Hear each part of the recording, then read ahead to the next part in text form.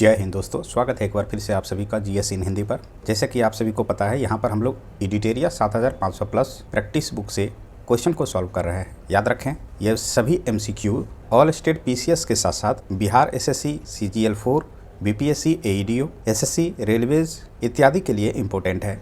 तो शुरुआत करते हैं आज के पहले प्रश्न से। लेकिन इससे पूर्व में आपसे आग्रह है कि वीडियो पसंद आए तो कृपया लाइक करें और चैनल को सब्सक्राइब नहीं किए तो सब्सक्राइब भी करें, साथ ही साथ बेल आइकन को प्रेस करें। प्रश्न है, the water prevention and control of pollution act को किस वर्ष लागू किया गया था? इसका उत्तर है ऑप्शन बी 1974 ईस्वी को। अगला प्रश्न है, निम्न में से किससे जलवायु परिवर्तन का क्रायोजेनिक संकेतक प्राप्त किया जाता है? उत्तर है आई स्कोर। नेक्स्ट क्वेश्चन है, निम्नलिखित में कौन एक वैश्विक ऊष्मन के लिए उत्तरदायी नहीं है? इसका उत्तर होगा आर्गन।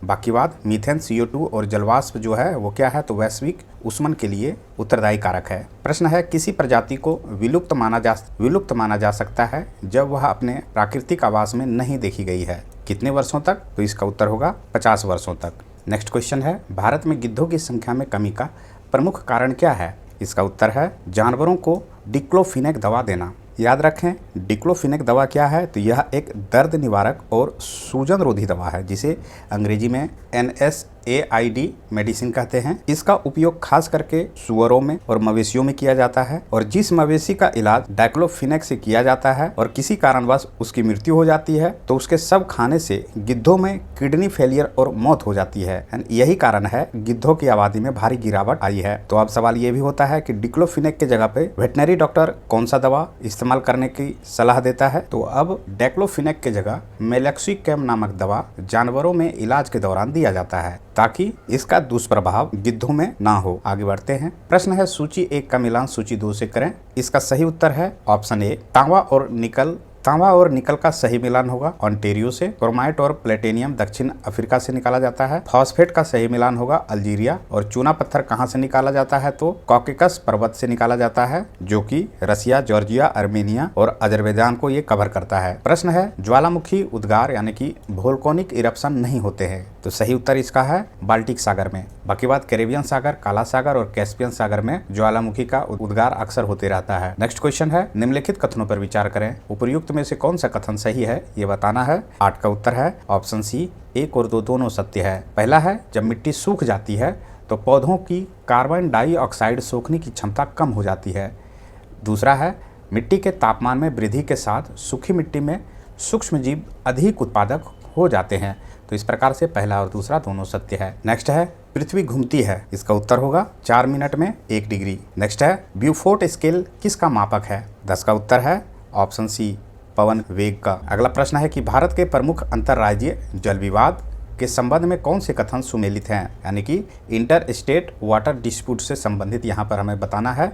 एक और नदी जल विवाद है, वहीं दूसरी ओर संबंधित राज्य है। ये भी प्रश्न अक्सर एग्जामिनेशन में पूछे जाते हैं, कारण कि जल विवाद का जो न्यूज होता है वो अक्सर खबरों में बना रहता है। तो इसका सही उत्तर है ऑप्शन डी, 1, 2, 3 तीनों मुख्य रूप से सही सुमेलित है। कावेरी नदी जल विवाद का संबंध है केरल से, कर्नाटक से, तमिलनाडु से और पुदुचेरी से, यानी कि पौंडीचेरी पहले कहते थे। दूसरा है, महानदी जल विवाद का संबंध है छत्तीसगढ़ और ओडिशा से। तीसरा है, कृष्णा नदी जल विवाद है महाराष्ट्र, आंध्र प्रदेश, कर्नाटक और तेलंगाना से। तो इस प्रकार से पहला, दूसरा और तीसरा तीनों मुख्य रूप से सत्य है। नेक्स्ट है कि श्री अन्न समूह से संबंधित समूह है, क्या क्या है? तो इसका उत्तर है डी, कोदो, कुटकी, बाजरा, ज्वार। इसे श्री अन्न समूह में रखा गया है। प्रश्न है, क्षेत्रफल की दृष्टि से निम्न देशों का सही आरोही क्रम कौन सा है? उत्तर है D, Brazil, Australia, Bharat, Argentina. यहाँ पर सूची 1 को सूची 2 से सुमेलित करना है। पॉलिटी से इंपोर्टेंट क्वेश्चन है। इसका सही उत्तर होगा ऑप्शन ए। अनुच्छेद 60 का संबंध है राष्ट्रपति द्वारा शपथ ग्रहण करने से। अनुच्छेद 90 का संबंध है उप सभापति को पद से हटाने से। अनुच्छेद 94 का संबंध है स्पीकर को हटाने से। और अनुच्छेद 155 का संबंध है राज्यपालों की नियुक्ति से। प्रश्न है, नियंत्रक एवं महालेखा परीक्षक यानी कि केग के संदर्भ में निम्नलिखित कथनों पर विचार करें। यहाँ पर कौन सा कथन सत्य है ये हमें बताना है।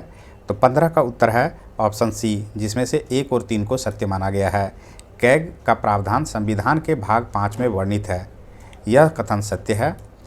वह सेवानिवृत्ति के पश्चात भारत सरकार या किसी राज्य में किसी भी पद पर नियुक्ति के योग्य नहीं होता है। तीसरा भी कथन सत्य है। दूसरा कथन गलत है कि यह राष्ट्रपति के प्रशद पर्यंत पद धारण करते हैं। ऐसा नहीं है। संविधान में कैग के बारे में स्पेशल प्रोविज़न किया गया है।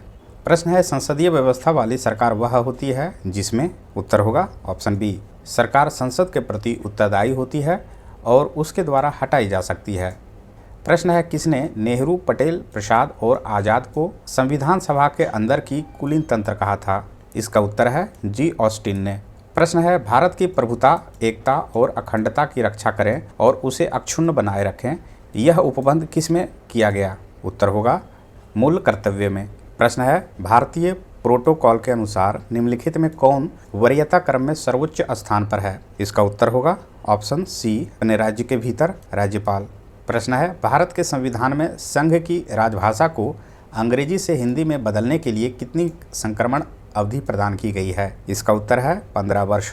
प्रश्न है, निम्न कथनों पर विचार करें, कौन से कथन असत्य है ये बताना है। तो 21 का उत्तर है ऑप्शन डी, ना तो एक और ना ही दो, यानी कि दोनों कथन सत्य है। जैसे कि समृद्धि का अर्थ देश में वस्तुओं और सेवाओं की उत्पादक क्षमता में वृद्धि से है। अर्थशास्त्र की भाषा में आर्थिक समृद्धि का प्रमाणिक सूचक सकल घरेलू उत्पाद, जिसे कि जीडीपी कहते हैं, में निरंतर वृद्धि को माना गया है। ये भी मूल रूप से सत्य है। तो इसमें से कोई भी कथन असत्य नहीं है। नेक्स्ट क्वेश्चन है, निम्नलिखित में कौन सा राज्य सरकार के सकल राजकोषीय घाटे का सही मापक है? 22 का उत्तर है ऑप्शन सी, राजस्व घाटा प्लस पूंजीगत व्यय प्लस शुद्ध ऋणक। प्रश्न है, निम्नलिखित में से कौन सी विशेषता बाजार ढांचे की नहीं है? इसका उत्तर होगा ऑप्शन डी, ऊर्ध्वाधर एकीकरण। प्रश्न है, निम्न में से कौन सा क्षेत्र भारत का सबसे बड़ा नियोक्ता है? 24 का उत्तर है प्राथमिक क्षेत्र। प्रश्न है, निम्नलिखित में कौन राजकोषीय नीति का उपकरण नहीं है? इसका उत्तर होगा ऑप्शन डी, साख की उपलब्धता।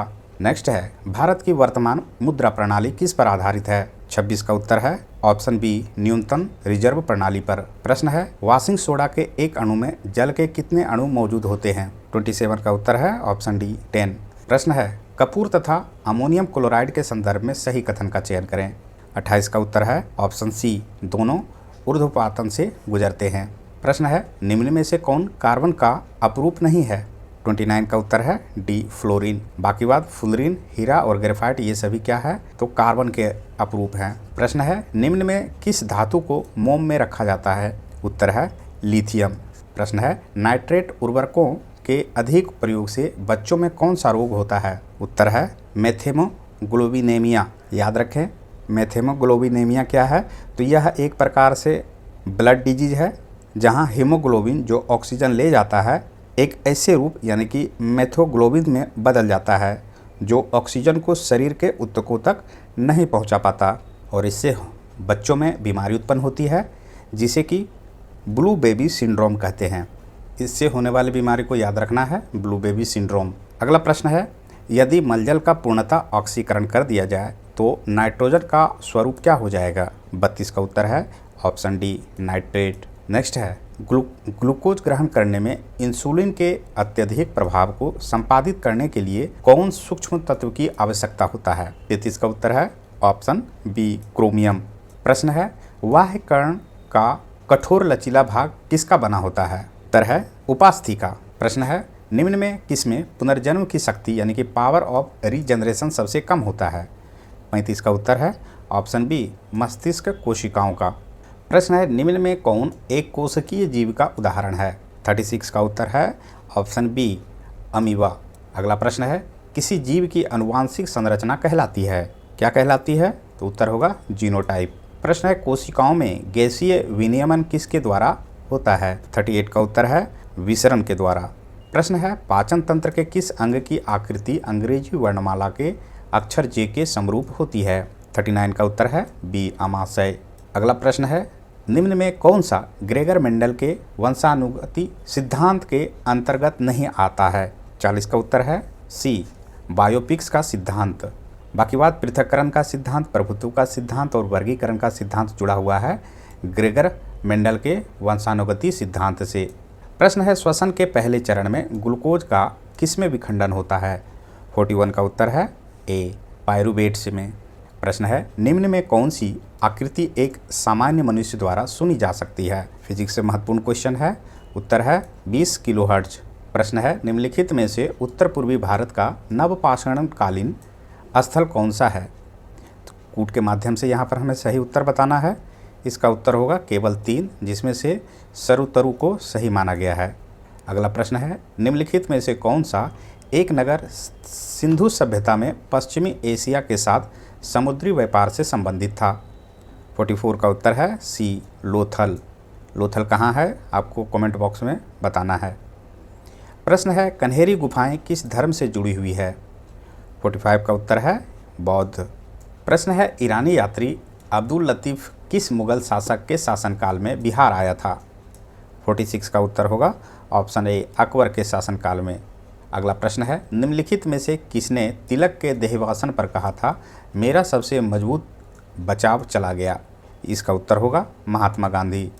प्रश्न है, प्राच्य निरंकुशवाद के सिद्धांत को किसने विकसित किया?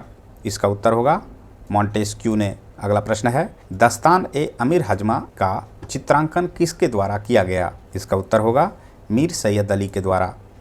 अगला प्रश्न है, नील आंदोलन की शुरुआत सर्वप्रथम बंगाल के किस जिले में हुई थी? उत्तर होगा नदिया जिले में। इसके अलावा कुछ महत्वपूर्ण स्मरणीय तथ्य को देखते हैं जो कि परीक्षा के दृष्टिकोण से बहुत ही महत्वपूर्ण है। यहाँ पर देखिए, महाजनपद एवं उसकी राजधानियों के बारे में चर्चा किया गया है। पहला है महाजनपद, मगध है, इसकी राजधानी कहाँ थी? तो याद रखना है गिरिब्रज या फिर राजगृह थी। वहीं दूसरी ओर कौशल है, कौशल की राजधानी कहाँ थी? तो श्रावस्ती। अंग की राजधानी थी चंपा और अवंती का उज्जैन। बज्जी का राजधानी वैशाली था और मल्ल का कुशीनारा। काशी का वाराणसी और पंचाल अहिछत्र या फिर काम्पिल्य इसकी राजधानी थी। वत्स की राजधानी कौशाम्बी और चेदी की राजधानी सुक्तिमती थी। कुरु की राजधानी इंद्रप्रस्थ, मत्स्य का विराटनगर। कंबोज की राजधानी राजपुर या फिर हाटक। सूरसेन की राजधानी थी मथुरा। तो मथुरा को याद रखना है, किसकी राजधानी? तो याद रखना है सूरसेन। असमक का संबंध होगा पोटली से, यानी कि इसकी राजधानी पोटली थी। और गांधार तक्षशिला, तक्षशिला से भी अक्सर प्रश्न पूछे जाते हैं, है ना। तक्षशिला किसकी राजधानी थी? तो याद रखना है गांधार की। तो इस प्रकार से हम लोगों ने यहाँ पर 50 महत्वपूर्ण एमसीक्यू को कवर किया, साथ ही साथ महत्वपूर्ण स्मरणीय तथ्य को देखा महाजनपद एवं उनकी राजधानी के रूप में। आशा करता हूँ कि ये वीडियो आपके लिए उपयोगी लगा। कृपया चैनल को सब्सक्राइब करें और वीडियो को लाइक करें। मिलते हैं नेक्स्ट क्लास में। धन्यवाद।